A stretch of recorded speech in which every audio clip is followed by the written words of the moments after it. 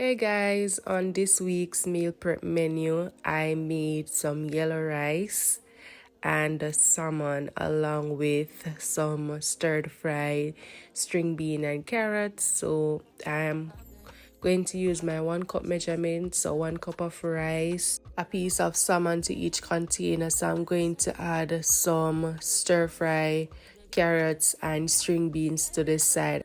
And in the morning, I will just take a bottle of water with me to work. So you can comment down below and let me know if 1 cup of rice is too much, or I can, cut back and maybe use a half-cup measurement instead of using the 1 cup.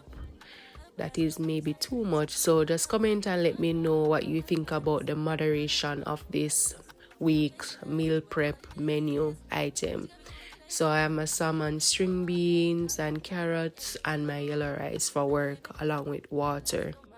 So doing these meal prep videos on a weekly basis, it really helps in saving, because instead of purchasing food, sometimes the food costs maybe $1,000, 800 thereabouts. So you will indeed save a lot when it comes on to meal prep weekly, and you decide how healthy your food can be because you determine the ingredients that you're using to prepare your food. So you can use less salt, less sugar.